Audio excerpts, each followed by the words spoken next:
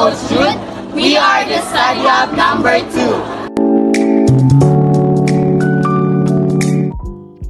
Good day everyone, especially to our Prof. Coach Jude Martinez. We are the Study Hub number 2 and we are discussing the Module 3 Organization and Management of Learner-Centered Classroom.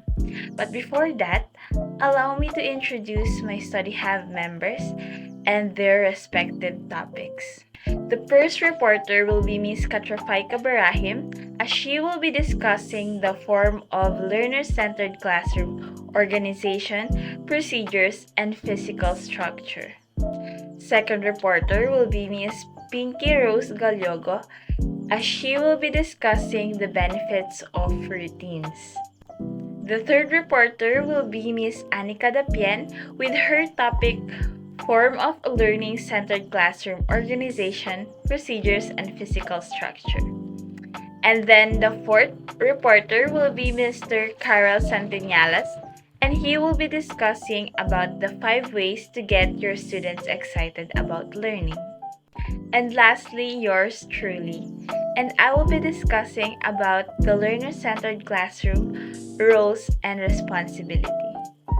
And now, before we proceed to our discussion, allow me to first mention our intended learning outcomes after our discussion. You are expected to first identify various forms of learning-centered organization based on learners' needs. Second is formulate classroom procedures and routines that promotes discipline, fairness, respect, and care among learners and encourage learning. Third is design, organize, and explain the significance of the layout of the physical structure of the classroom for active engagement of learners, individuals, or in groups. In exploration, discovery, hands-on, and self-learning activities. Fourth is describe the roles and responsibility of the teachers and the learners for support, inspiring, motivating, and productive learner-centered classroom. And lastly, evaluate which disciplinary actions are positive and nonviolent in the management of learner behavior. Good day, study buddies! I am Katya Faika Barahim, the student number 3 of the Study Hub number 2 from BSED English 1B. Today, I will be discussing the two forms of learner-centered classroom organization, procedures, and physical structures. Physical setup is one of the most important components of teaching. It reflects your teaching style and it also reflects you. How we design our classroom has an impact on the way our teachers think clearly. A conducive learning environment promotes effective teaching and learning. Now, let's discuss the first one, which is room structuring. Well, room structuring has three components. Firstly, for individualized learning. Set up learning centers or stations to work on their own pace depending on their abilities and interests. Set up an individual work for this type of learning. In other words, it is a learning process where each students work on their own. There is no interaction among the students, nor interrelationship of the achievements. Secondly, for group learning. Organize them around labels or clusters of desks. You can organize them in groups of 4 for cooperative learning. For frequent whole group discussions, try a circle or U-shaped desk configuration where everyone has a front row seat. Furthermore, group activities enable students to discover deeper meaning in the content and improve thinking skills. And lastly, activity-oriented classroom. Set up a large table for cooperative projects. Provide a space for wet or messy projects. Moreover, it facilitates students to learn self-direction and develop critical thinking skills for problem solving at all levels of education. And the next form is classroom routines and procedures. Establishing routines is not that difficult. For teachers that is strict and non-negotiating, establishing a routine sends a message to the students that they should cooperate in maintaining order in the classroom. According to Erlinda Serrano and Ana Ruby Paez, classroom events that can be routinized are the following. First, getting the attention of the students to respond to a particular questions, reactions, or etc. Next, correcting homework in class. Next, excusing oneself from one class for emergency purposes or use of the comfort room. Next, posting of the visual aids on the group. Then, updating oneself of the lesson when absent in class. Next, going out of the room during break time. Then, clearing the table and desk after the performance of task. Next is swapping of partners in discussions. The next is forming participatory groups. Then, reporting or sharing of responses. In summary, the learner-centered classroom organization encompasses various forms, procedures, and physical structures aimed at prioritizing students' needs and fostering active engagement in the learning process. By implementing these strategies, educators can create a dynamic and engaging learning environment that empowers students to take ownership of their learning journey. And that's end my discussion. For further information, let me introduce the next reporter, Pinky Galiogo, to report about the benefits of routines and so on. Thank you. Thank you, Ms. Katrafai Barahim. So the previous reporter, Ms. Katrafaika Barahim, had discussed about forms of learner-centered classroom, organization, procedures, and physical structure, specifically on room structuring and classroom management routines and procedure. She explained that physical setup is one of the most important components in teaching. The structure and organization of a classroom can significantly impact the learning experience. A well-structured classroom can facilitate effective learning. It can help ensure that students are comfortable and can see and hear the teacher clearly and have easy access to learning materials. Also, a well-organized classroom can encourage students to engage. Different learning zones can be created for different activities such as reading, group work, or independent study, which can help keep students interested and engaged. She also discussed about classroom routines and procedures. Classroom routines and procedures play a crucial role in creating an effective learning environment. Routines provide a predictable structure that can help students feel safe and secure. Knowing what to expect can reduce anxiety and make students more comfortable. When students know what they are expected to do, they can become more independent and responsible. They can manage their time better, complete tasks on their own, and take ownership of their learning. Remember that effective routines and procedures should be clear, consistent, and aligned with the student's age and developmental level. They should also be taught, practiced, and reinforced regularly to ensure their effectiveness. And now let's proceed to my topic, which is the benefits of routines. Classroom management routines are structured procedures that teachers use to effectively manage a classroom's time and resources and to create a safe and productive learning environment. These routines are vital, maintaining order, maximizing instructional time, and setting expectations for students' behavior.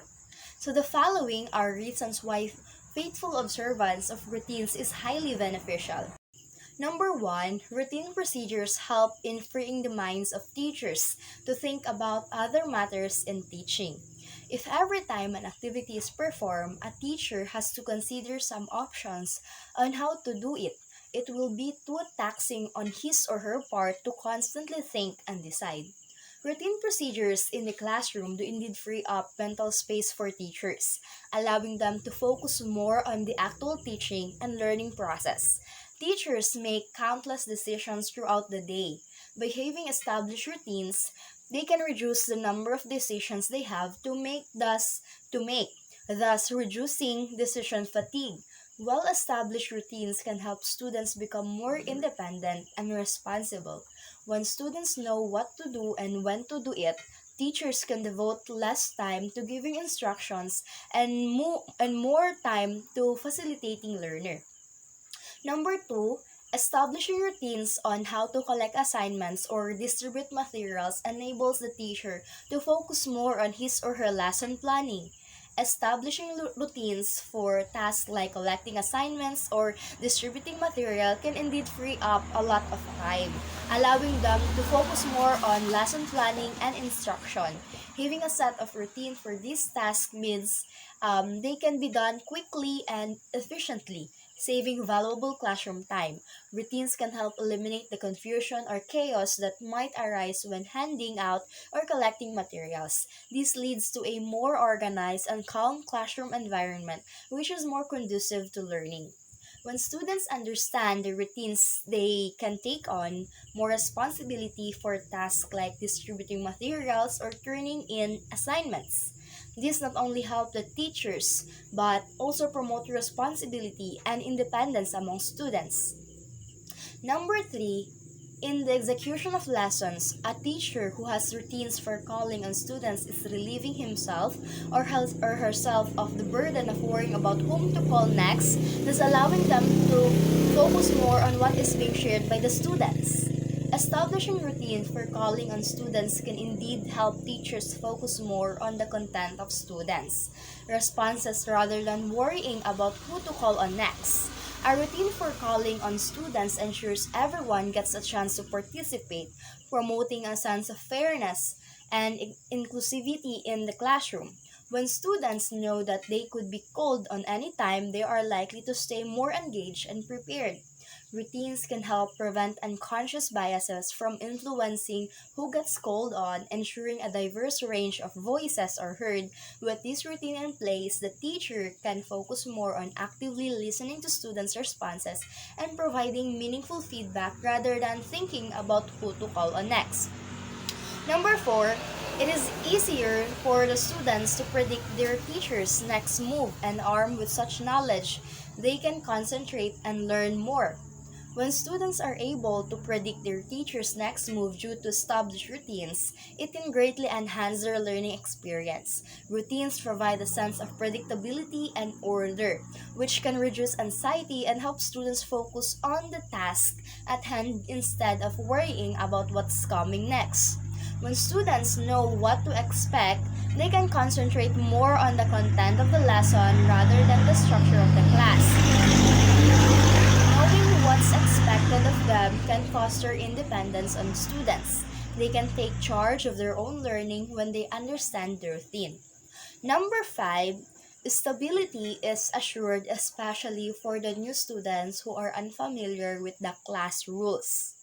Classroom routines provide stability and can be particularly beneficial for new students who are unfamiliar with the class rules. For new students, adjusting to a new environment can be challenging. Established routines provide a clear framework of what is expected, helping to erase this transition.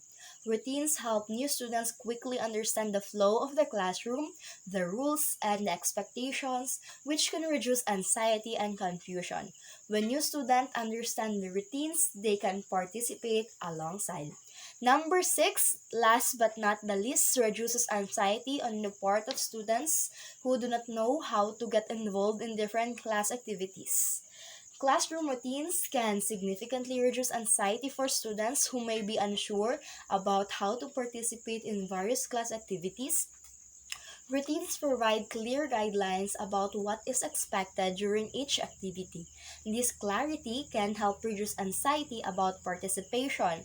When students understand the routines, they can prepare and participate more confidently, reducing feeling of uncertainty or fear. And that ends my topic. And now let's welcome Miss Anika Dapien as she will report about forms of learner-centered classroom organization, procedures, and physical structure, specifically on the social environment. fairness, respect, care, and encouraging learning, and creating a motivating learning environment.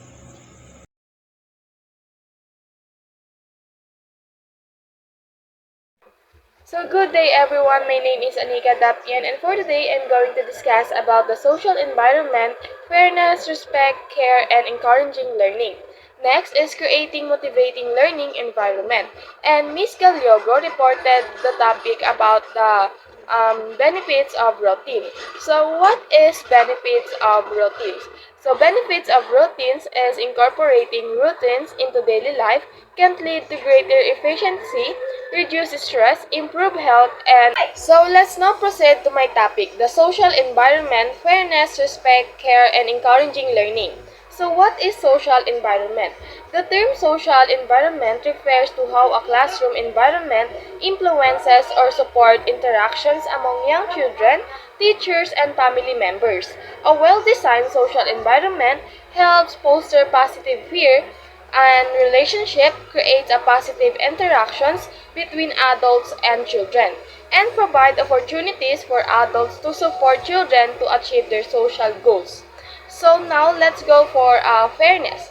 Fairness, promoting fairness in the classroom not only gives the teachers respect but also gives the students a sense of safeness and trust within the classroom. And let's go now for respect. Respect, students, particularly children and teenagers, often learn to reciprocate respect, empathy, and other positive attributes by way of strong examples. Students model and internalize the repeated and influential behaviors they observe in adults. It's important for all educators to try and set examples of respect. Care is one of the most important steps a teacher can take. That first week is to establish a warm and caring atmosphere in his or her classroom. You will need to build an atmosphere of trust where students can feel free to be themselves without worrying that classmates will make fun of them. At the same time, you will want to establish clear expectations for acceptable behavior right from the first day. It is critical that our classroom provides safe, warm, and supportive learning environments. As we meet our student academic needs, we must also concern about ourselves with who our students are going to become. So let's now proceed for the next topic is encouraging learning. Encouraging learning, every teacher has a dream of encouraging lifelong learning in all their learners. They will not rest until their students shine. The ultimate trick to teaching lifelong learning effectively is to become a lifelong learning yourself.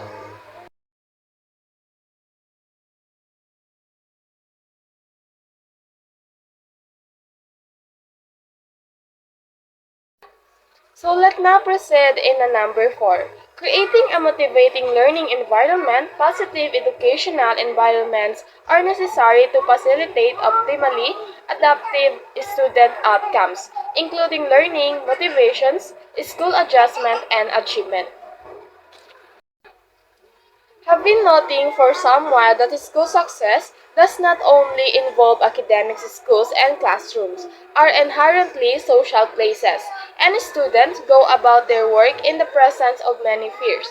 The classroom social environment is comprised of student perceptions about how they are encouraged to interact with and to relate to others, the classmates, and the teachers, and encompasses dimensions of teacher support and promoting mutual respect, promoting student task related interactions, and promoting performance goals. The emphasis of the importance of the classroom social environment, including support, mutual respect, task related interactions among students, and a closer focus on competitions among students is apparent. There are four motivational conditions from the framework and to transpose into question to use as guidelines. Guidelines for selecting motivational strategies. and related learning activities to include in the designs of the instructional plan.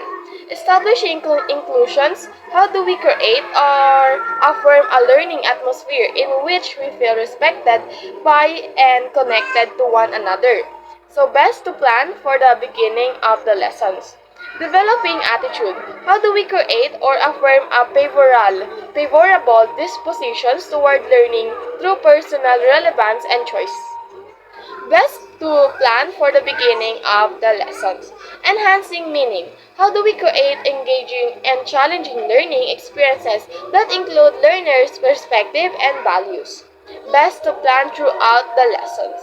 In the engineering competence, how do we create or affirm an understanding that learners have effectively learned something they value and perceive as authentic to the real world? So best to plan for the ending of the lessons.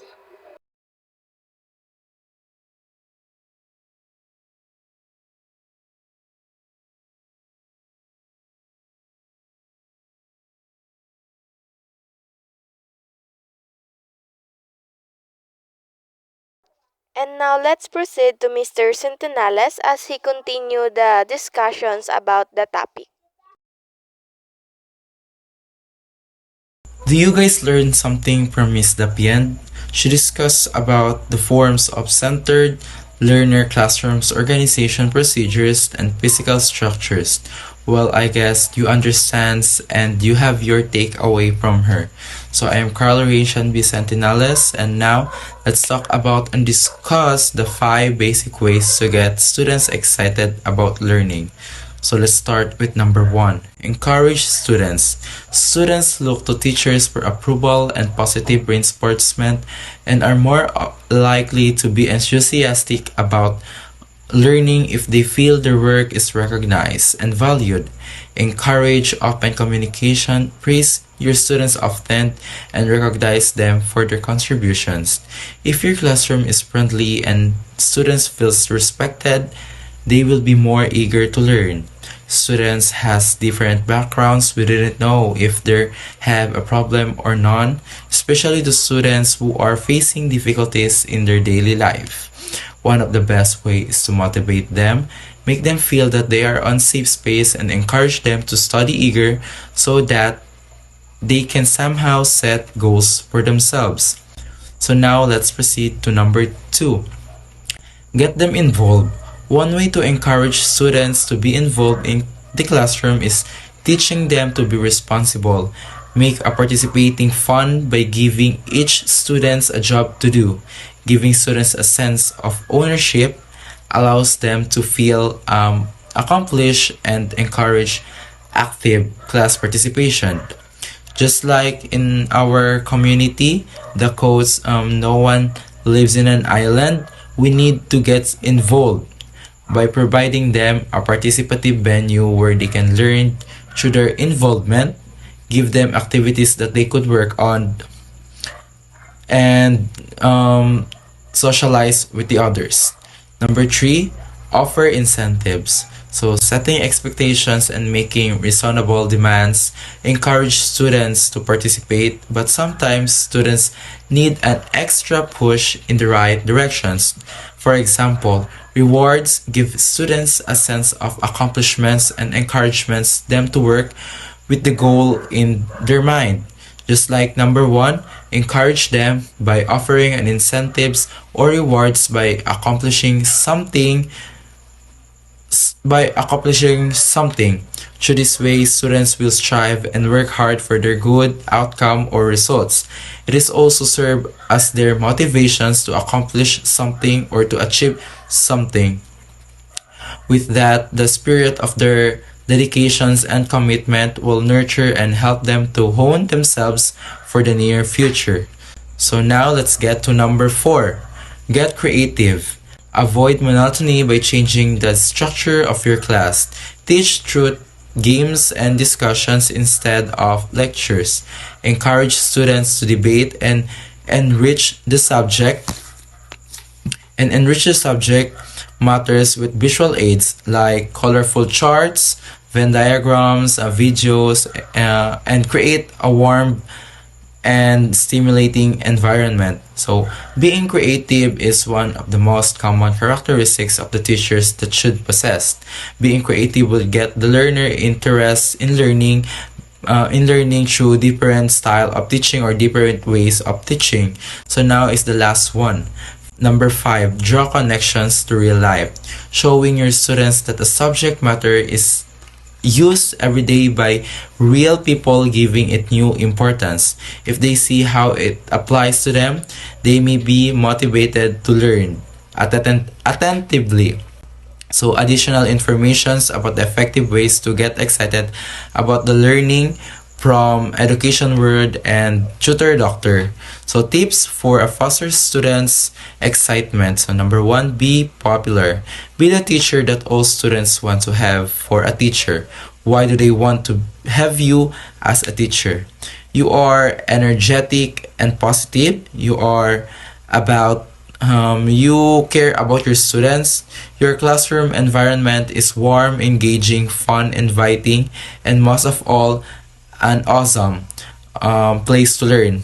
You show your students to make choices and mistakes. You are encouraging and thoughtful you to attend students events, get to know each students, meet eye level when speaking to each students, welcome each students as they enter the classroom daily or otherwise, attend activities they are involved in, build a reciprocal relationship with all the families, all about me bag. Each of these ideas can mean so many things. The number one priority is truly being committed to know your students. So set up the classroom environment for students to succeed.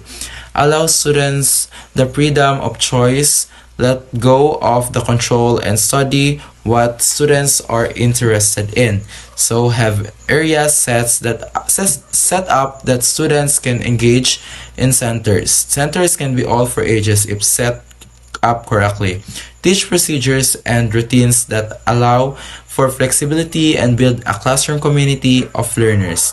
Connect learning to their interests. Before creating your next lessons plan, take a moment to consider what interests or hobbies your students have. Are they passionate about it? Or does science turn their cogs? Are they enthusiastic about a certain historical era? Maybe they are fascinated by the latest tech gadgets. Try to draw parallels between their interests and the topics you teach them. For instance, if they have technology, you could explain mathematical concepts using real-world tech example. Get hands-on children and even older students learn best way then they can touch, feel, and experience concept first hand when multiple senses are engaged. It is amazing how quickly understanding follows, whether it is a project, a science experiment, or even it is story reenactment. Science activities make feel less the work and more likely play. So that's it for most effective ways to get students excited about learning. So I hope you learned something, and now let's proceed to the next reporter as they will discuss different topics or different concepts about learner-centered classroom organizations and structures. So that's it. Thank you, Mr. Carol Santinales, for discussing about the 5 ways to get your students excited about learning. And now, let me discuss to you the learner-centered classrooms, rules, and responsibilities.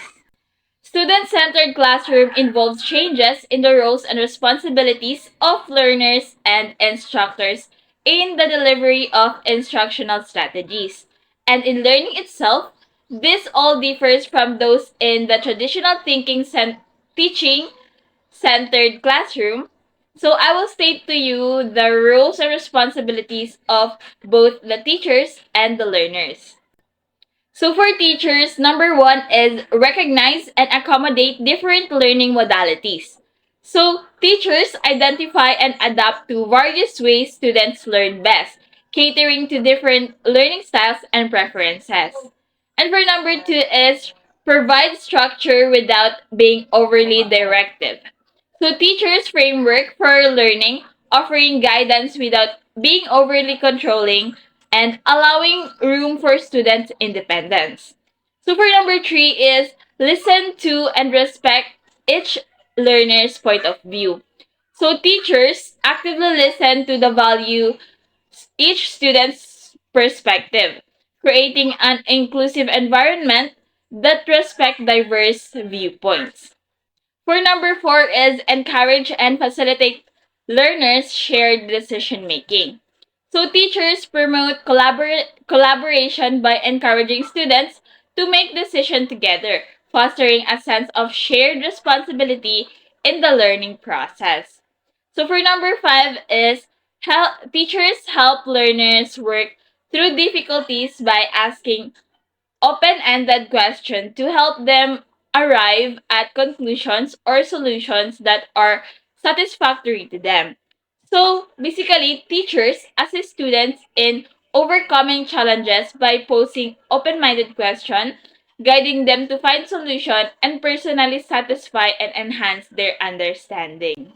And now let's move on to the roles and responsibilities as a learner. For learners, number 1 is are active participants in their learnings. So students engage actively in their learning, participating and taking initiatives in the educational process. So for number 2 is make decisions about what and how they will learn.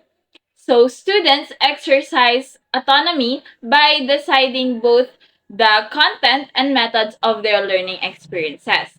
So for number 3 is construct new knowledge and skills by building on current knowledge and skills. So basically, students build on existing knowledge and skills, forming new understandings and abilities through this progressive approach. So for number 4 is understand expectations. So understand expectations are encouraged to use self-assessment measures. So students grasp expectations and are empowered to assess their own progress, fostering a sense of self awareness and responsibility. And number 5 is monitoring their learning to develop strategies for learning. So students track their learning progress, developing personalized strategies to enhance their overall learning experience. So for number 6 is work in collaboration with other learners. So students collaborate with peers, fostering teamwork and shared responsibilities in the learning environment. So for number 7 is provide work that demonstrate authentic learning. So students showcase their understanding through authentic work, demonstrating practical application of required knowledge and skills. So to wrap it up, in a learner-centered classroom, teachers focus on understanding how students learn best, providing some structure while letting students make decisions about what and how they learn. So teachers also encourage students to share their thoughts and work together on decisions. And that's all for my topic. In conclusion, effective organization and management of a learner centered classroom are crucial for fostering a positive and engaging learning environment by prioritizing student needs, encouraging active participation, and adapting teaching strategies. Educators can create a dynamic space that enhances students' learning experiences and promotes their overall academic success. Our overall takeaway on this discussion is that in a learner centered classroom, it's important to set up the physical space well, have both individuals and group learning activities, and establish routines creating a positive social environment. As future educators, these topics enlighten us as this approach recognizes the students learn in different ways, providing structures without being too controlling and let the students make decisions together. Discipline in these settings involves students and teachers working together to set up rules, using logical consequences, being consistent, and considering individual needs. To sum it all up, this discussion revolves around the essential elements of learner centered classroom organization, covering physical setup, room structuring for individuals and group learning, establishment of routines, and fostering a positive social environment. It emphasizes the benefits of adhering to routines for teachers and students alike, highlights the importance of fairness, respect, and care in the social context, and underscores the need for a motivating learning environment through intrinsic and extrinsic motivations. Additionally, the discussion also provides the 5 effective ways to enhance students' excitement about learning by encouraging them to involve them in the classroom, employing creative teaching methods. In a learner centered classroom, teachers focus on recognizing different ways students learn, providing structure without being too controlling, and encouraging students to make decisions together. Students, in return, actively participate by deciding what and how they would learn, building new knowledge on what they already know, understanding expectations, mentoring their own learning, collaborating with classmates, and showcasing authentic learning in their work. It's a shift from traditional teaching rather methods to a more interactive and student approach.